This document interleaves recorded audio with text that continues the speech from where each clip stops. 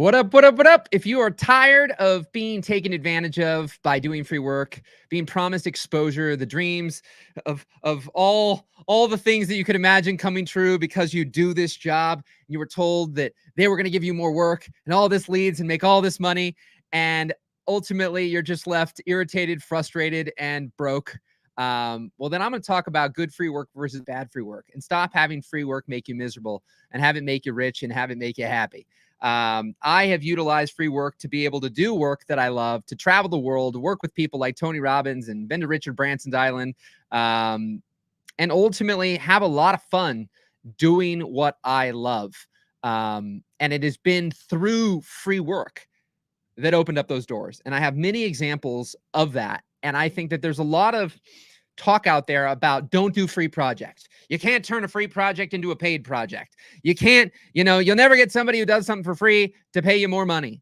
And that's a truth for someone. I always say everyone can speak for someone, but someone cannot speak for everyone. So even today, I'm going to talk about some things where leveraging potentially strategic, if you will, free work, it may not work as well for you depending on how you're wired, how open you are to things, how willing you are to look at things through a different lens and a different perspective. Because I just had a client yesterday where it was so fascinating. So in video production, I love doing what could be called a sizzle reel, a highlight reel, a hype video. There's lots of different terms for it, but basically it's a music video. It's clips to music. That was really, at the end of the day, what was my sweet spot. And in video to this day is still my sweet spot. And still, when the opportunities arise, it is still where I create the most value and have the most opportunity to get paid well. And so what I found is that the client conversation I had, he's telling me, you know what, man, I got this video right now that I'm working on, and it's this hype video, and I hate it. And I thought to myself, one person's trash is another's treasure. One person's blessing is somebody else's curse. Because for me, it was literally in doing hype videos, sizzle videos, music videos, that I found the greatest joy. Where he went on to say, oh man, when I get to do interviews and I get to plan this thing, yada, yada, yada, man, I love doing that. But these hype videos, and he had this negativity around it. And I thought, well, there's part of the problem. If you take that just in that realm of free work, some people, to pull off a free project, it will cost them a lot of time and a lot of money.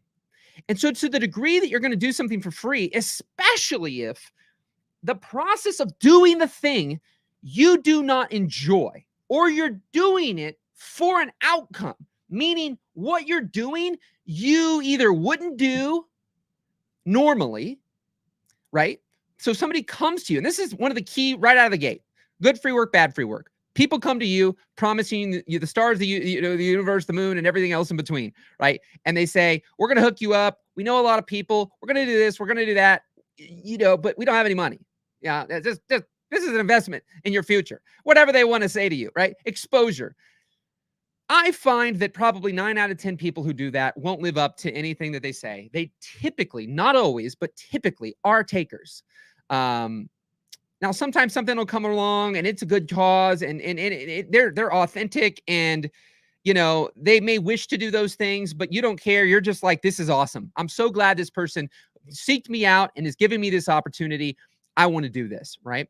The problem is when free work comes your way that you wouldn't otherwise do and you don't want to do, or you become the order taker in the doing, meaning they come to you with something you wouldn't otherwise do, you don't want to do, they're promising you all this stuff, they're not going to pay, and they're also controlling every aspect of the production or the opportunity, right? Red flag, red flag, red flag.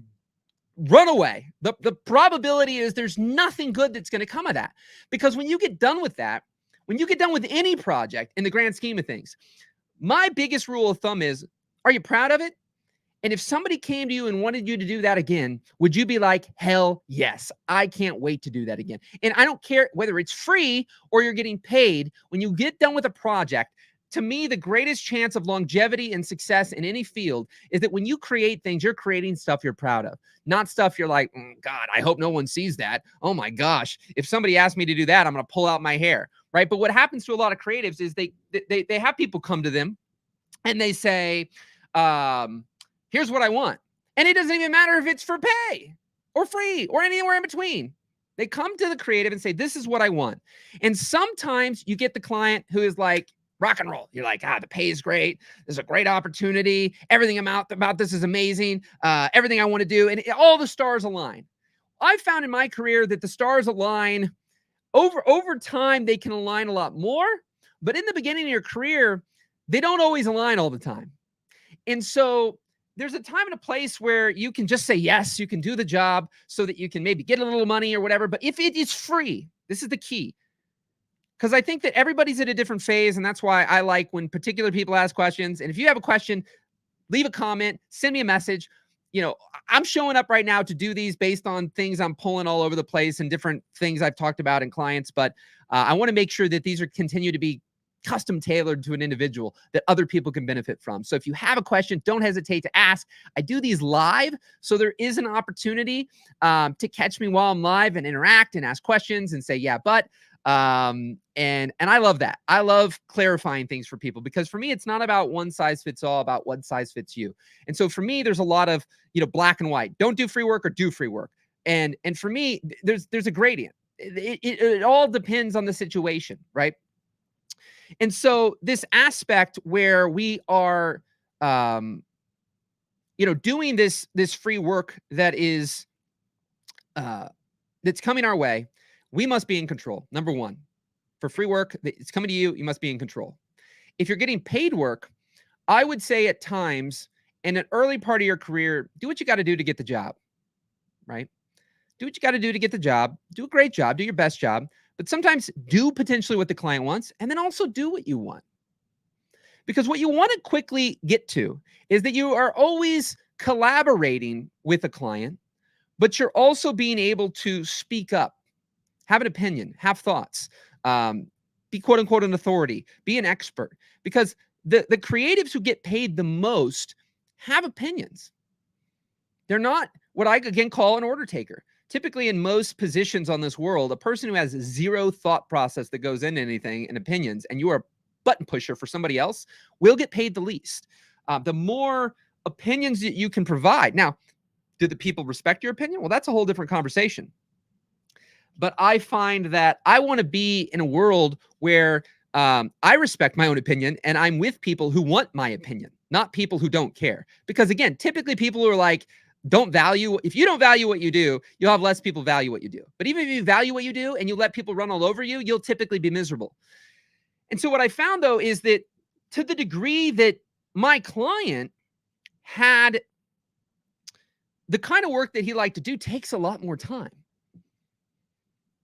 And so when he does a project that's free, he may have to spend 30 or 40 hours afterwards to create something he's proud of. Whereas when I was done with events at times, I already created the thing that I'm proud of that I could get paid $5,000 to $8,000, $10,000 for. So the thing I did for free that I could be done in a day, 2 days, 3 days was something I was proud of, something I was excited to do, I wanted to do, I enjoyed the process of doing. And when I left, I was done. I didn't have 40 more hours because the longer time horizon we spend on something, the greater the disappointment if we don't get the outcome, unless what we love is in the process of doing.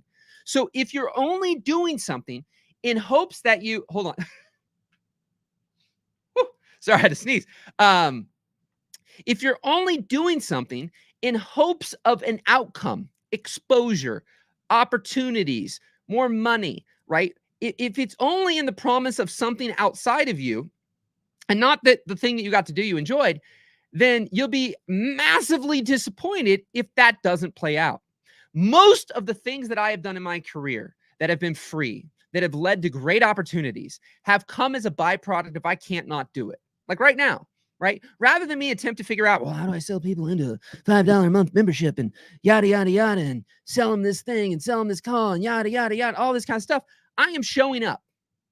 And right now, the lighter that I play with this, right? I want to inspire. I know I do a ton of stuff in private and I kept saying, I got to do more in public. And as I've done this, more opportunity has come my way. And so the biggest thing for me is, you know, I want to do what I love to do and do it where people can see me doing it, and then do something that I would do anyways, or do something I'm already doing anyways. The same day I did for my wedding career. I had lots of people tell me if I can't get paid for it, don't do it. I see people's packages all the time that where they're like, this package includes a drone and this and this and this and these things. And each package as you tier up, it technically is making a better video. And I understand, right? Like, I tend to preach the opposite of what most people have. I've also gotten results in my life that are different than what most people have gotten. And so I don't follow the norm. And I find that the more norm I'm trying to follow, the more miserable I'm typically being. Because if I followed a lot of people's advice in regards to, well, if you're not getting paid for it, don't do it. Okay. Well, then the same day at it, I would have had about 80% of the ones probably that I did between 2006 and 2010 wouldn't have happened. And I can almost guarantee you that ultimately what happened in my entire career was a byproduct of choosing to do them anyways. And I mean, do them anyways, regardless of getting paid. I got paid to do the wedding, but I tried to sell it and I couldn't figure out how to get it sold as an extra. Right. And then till I did, and then I got paid to pretty much just do that, which was the thing I loved the most and my clients loved the most. But people told me if I'm not getting paid, don't do it. Right. People tell you if you're not getting paid for your drone, for your gimbal, for your this, for your that, then don't do it. Right. And so what I found is that for me, if somebody invites me to, like, in my video career, when people would invite me to something, you know, one of the biggest things that also led to working with Tim Ferriss and so many other amazing opportunities was my buddy was going to do something for this Halloween party of a big agency in town. And he invited me. And I said, I don't want to go. I'm not a party guy. I'm not a networking guy. Like, I like to do what I do. And when I was doing video, it was shooting, right? It was shooting and creating a cool sizzle video. And so for me, I said, hey, now imagine this for a second. I'm being invited to something to just go and interact and roam around, right? And just say hello, right? No extra effort, no challenge, no difficulty, no editing, no shooting, no nothing. What did I do? I said, no, I don't want to go, but I'll go if they'll let me make them a video. I'll go if they'll let me make them a video. A free video. Now I'll let them go if they let me make them a video and they pay me to do it. No, I'll go if you ask these people if they'd be willing to let me make a free video for them. Now, mind you, some people still want something for free. That's a whole other conversation. But that's what I did. So rather than not have to work, which here's the key in my career, the things that have really taken off for me, I don't consider work.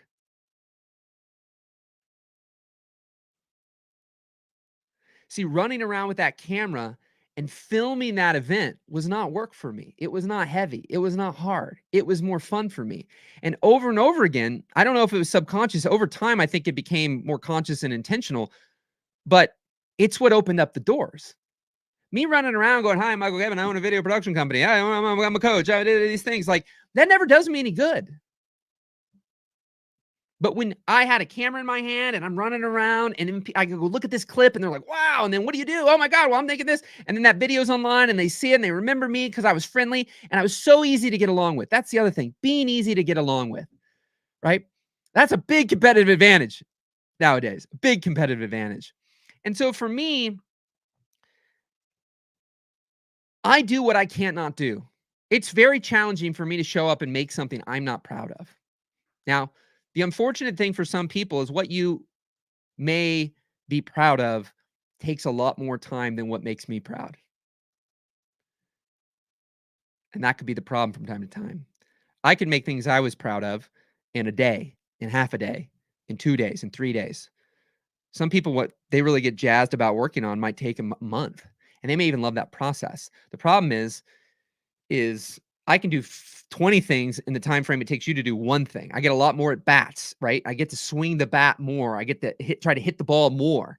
And so the problem is, especially if it's free and you're being promised something, if you don't enjoy that journey and what you do to make you proud takes a month, the expectation raises, the disappointment is greater in the fact that if you do this thing and it doesn't give you what you were promised, you're pissed, you're upset, you're disappointed. right? Now, if it was a project where all the work you got to do was something you were excited about and you were proud of, regardless of the time, if you were just excited that you got to do it, that's why I typically, good free work for me is work that I seek out most of the time. They didn't ask me to do that free video back in 2010, that Halloween party that I filmed, that I did for free. They didn't ask me to do that. I asked them to do it. I asked Tim Ferriss to film a free video for him. I asked Tony Robbins to film a free video for him. And people say, well, didn't you expect something? Well, sure. I mean, I'm a human. It'd be cool if something came of these things. But a lot of times I was like, I want to give back to Tim Ferriss. I want to give back to Tony Robbins. I'd rather go make this video at this party than I would not. I didn't know what would come of it. I had no idea. Now, more times I can see that there's big possibilities that could come. If I'm doing something I love and I do it well and I do it great and I keep showing up and doing it, eventually something great will come of it.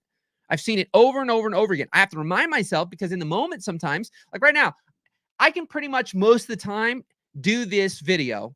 It's somewhere between 4:30 in the morning and 7:30 in the morning. Like there's almost nothing overall, unless I happen to go to bed late, that interrupts that part of my day.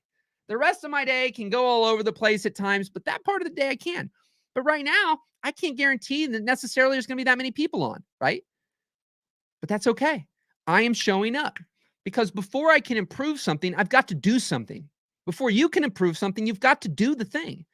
You know, I think it was, some of you are into Alex Hormozi, and somebody asked him something. He said, well, I've got this guy who's working for me now, and, he's starting to work out, and he says, what kind of regimen should I be on?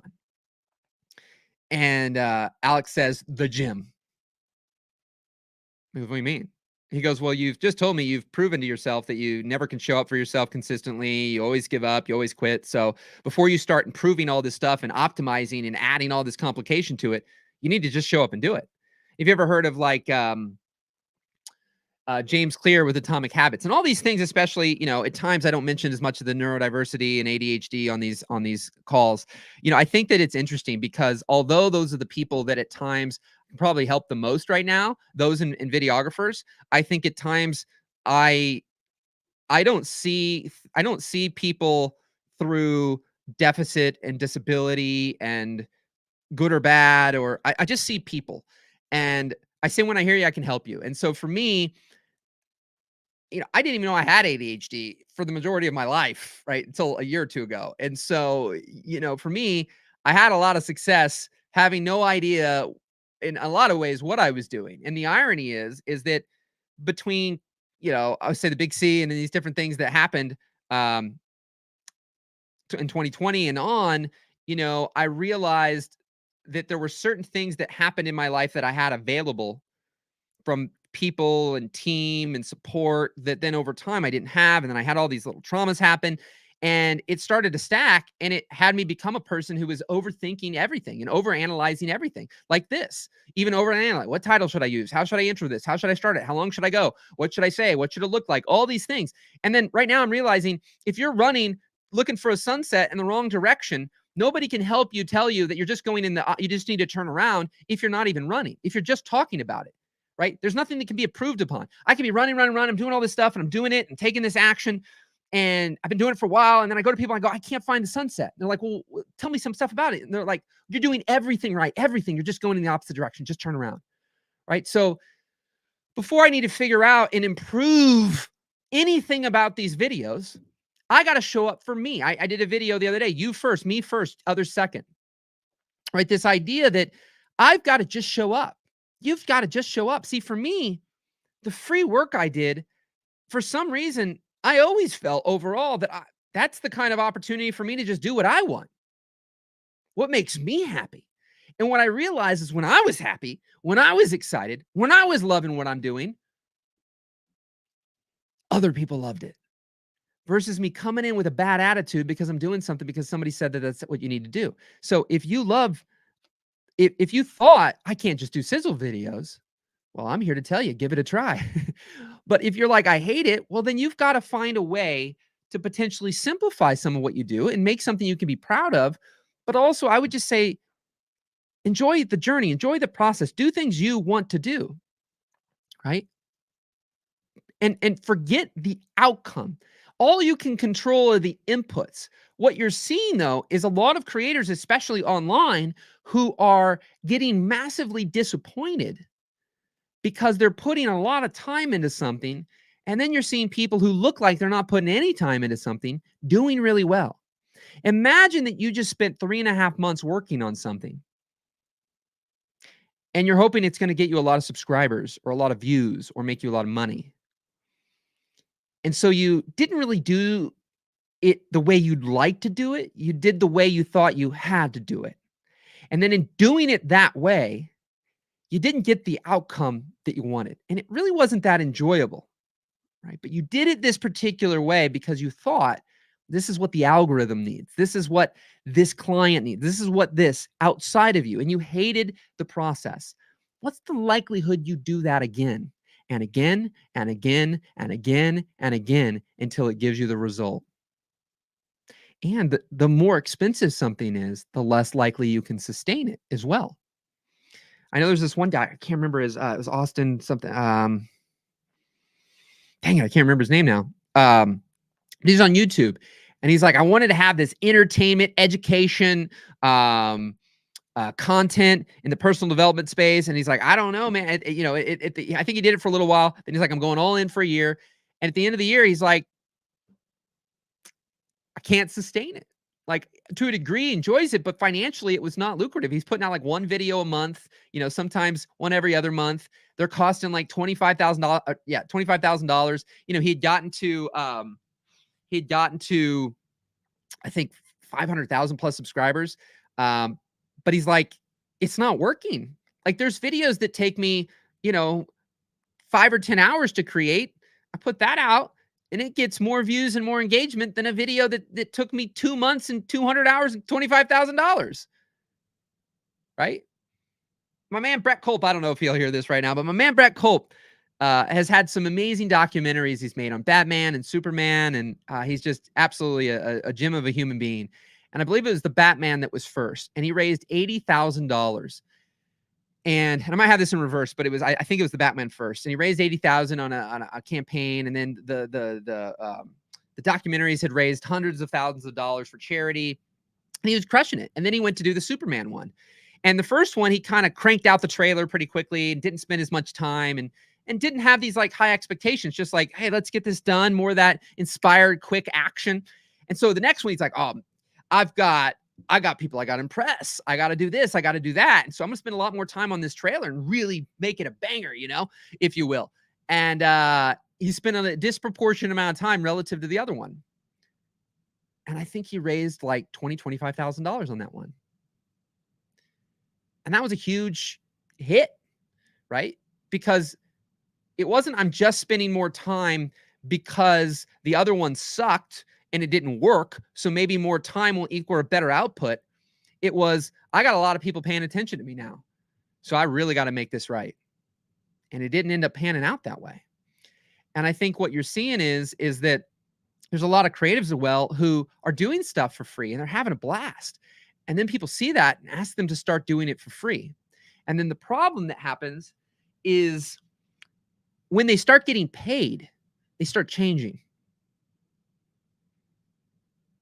And so sometimes people say, what got you here won't get you there. I always love that phrase. And again, there's truths in these things, but they're all dependent on a lot of variables. They're very nuanced. They're not these facts. To me, fact, true for everyone. Fiction, true for someone, not true for everyone. Meaning these cliches and these things that get thrown out, like most of them, they have truth in them, but they're not the truth. They're not a fact. They're not true for everyone, right? Where if you applied it to everyone, it would all get the same result.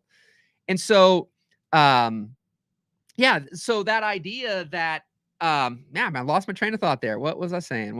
Anybody here? Anybody on? Huh? We got anybody? Nobody on right now. Well, dang it. That's why I love feedback. Somebody keep me on. I don't get off very often, but dang it. Oh, yeah.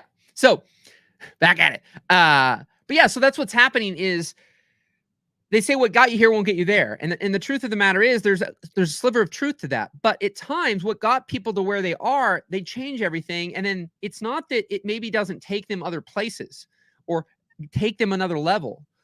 But what happens is what they love that got them there, they now hate that's getting them there. Does that make sense? So you love something, you're so thrilled and excited to do it. And then when somebody asks you to get paid to do it, you're like, oh my God, I can't imagine somebody's paying me to do this. But then all of a sudden you start doing it differently because now there's input from other people. They're starting to pay you. And you're like, I can't just do it that way that I was doing it. So you start changing and evolving. Sometimes that changing and evolving is good. And other times it's not so good. Right. And so what I'm seeing is more times than not, it's not so good.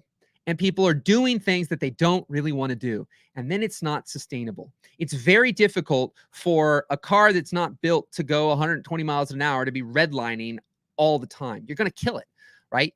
And so there are people doing things that they're not really designed to do and don't really want to do. They're not excited about doing, but they're doing because they think they have to. Well, have-tos aren't sustainable. I haven't seen have-tos ever sustain in my life, and I don't seem to see too many people. The more I study people, the more I study companies and people and brands, the more I see that the have-tos or should-dos that aren't intrinsic aren't sustainable. And I think you're seeing there's a lot of creators who aren't managers, and they're hating it. They're hating managing people, and they just want to get back to a place where they just created for fun. It's when people make it a business that they usually suck the life out of it. And one of the things I'm continuing to practice each and every single day is to just simply have fun. Let's have a little video here right now. Let's do this for fun. So I can show. So see, I'm taking out my camera. I'm going to post this. So this is a video. I'm doing a live stream right now, and I wanted to say that the thing that I'm doing is I'm doing my best to continue to have fun and make it light in what I'm doing. I think we see a lot of creators who they started for fun. They loved what they did. They loved what they were doing. They were free. But essentially what happened? They started to get paid and they changed. And the change for a lot isn't good. It isn't fun. It isn't enjoyable. And so as a byproduct, it's not sustainable. To sustain something for the long haul, you by and large need to enjoy what you're doing. And when you don't, you'll quit. And so for me, I'm taking everything and being lighter and looking at decades, not days. I'm not looking at the one, I'm looking at the collective. I'm looking at the many. So this is just one of many, many videos. And if I just have fun and don't worry and take imperfect inspired action, magic can happen and I can sustain and I can be here to say rock and roll. So there we go. Quick video. And just be light. Be fun. Keep it easy, right? And I know that I've been able to get paid to keep it light, to keep it fun, to be easy. Because where I brought the most value is where I had the most fun. It's possible for you. You can do free work you love. It can make you happy and it can make you rich. And other topics, you can learn how to keep it better than me. But that's okay. I'm getting better every day. We're not all perfect. So anyways, it's been fun. It's been fun doing this. And the less pressure you put on yourself to perform a certain way, speak a certain way, dress a certain way, shoot a certain way, edit a certain way, speak a certain way, draw, write, create, design a certain way. You got to create your way because it's the only way for you. The last thing you want is to succeed doing something you hate. And then you've got to maintain doing something it drains. I like to rhyme. So let the cards lay where they may. You can continue to learn and tweak and adjust, but take it a little lighter, shine a little brighter. I like those rhymes. Anyways, have fun, my friend. Go to mindmechanic.net, send me a DM, go to the contact page there. If you want your own private interaction with me, and you don't want to leave comments publicly, you don't want to share something publicly, ask your questions, and you've got something you want to get off your chest, and you want to see what it's like to work with me, just send me a message. I'm super simple to work with. I work with people privately, what we call asynchronously. So there's no scheduled calls. I hate scheduled calls. I like having a free-flowing schedule. It's just what I do. So the way I've been working with people is unique and different, just like I am, just like you probably are. And I've been doing it for 5 years. And I can tell you, for me, anytime I seek out coaching, I don't like the scheduled Zoom calls or anything else. I got my friends and closest family and whatever that I can jump on a phone call or whatever with. But when it comes to actual coaching, I find that the method I use, I am more effective than most people probably even are on a synchronous call. I know I'm better in this way than I am But if you want to check it out, let me know. Send me a message. And it's an honor. It's a pleasure. Keep rocking, keep rolling, and we'll talk soon. Take care. Bye-bye.